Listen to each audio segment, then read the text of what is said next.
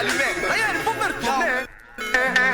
tic-tac, biggity rap, the fuck off, deux fêtes de jab, deux camps, de bleu gras.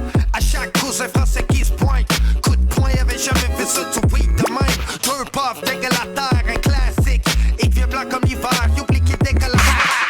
I have young parents. My parents had me when they were 20. I was a surprise. It was not an accident. I was surprised. My mom was one of those ladies who was like born to be a mom, basically. My dad was kind of a badass when he was younger. When he was a teenager, he was like a real troublemaker. He was always drinking and like smoking weed, getting into fights. My family was like worried about me. They thought I was going to be like a little like demon child because they were too young to have a kid, and also my dad was like such a badass guy. But it turned out that I wasn't a demon baby. I was like the opposite. I was like a total nerd baby. I was like such a nice kid. I was very polite and well-mannered. And because of that, my dad and I didn't connect for a long time. And he would try to get me into like, motorcycles and camping and take me to car shows. And I would be like, I like obscure DC Comics characters and word puzzles and make-believe and things like that.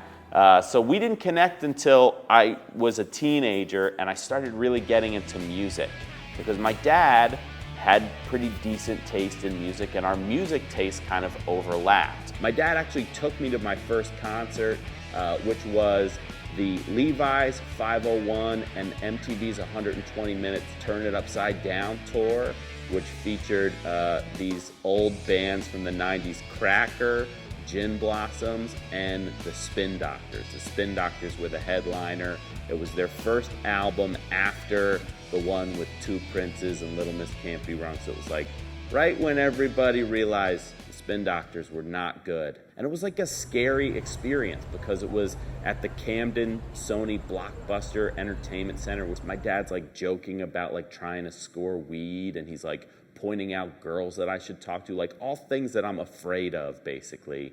And we only listened to 2 songs by the Spin Doctors.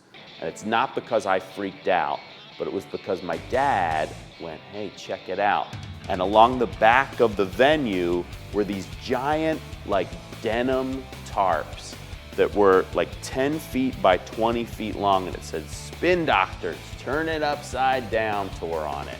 And my dad was like, how'd you like to have one of those for your bedroom?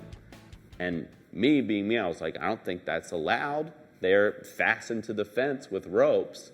And my dad was like, and he goes over and he fucking ripped one of these things down. And a security guard was like, hey, you can't do that. And my dad's like, let's go. And we ran. We ran out of the venue into the parking lot. No one really gave chase because a security guard at Sony Blockbuster Entertainment Center was like, whatever. That to me was like a symbol that my dad loved me because he was like, I want to do this cool, badass thing at his first concert.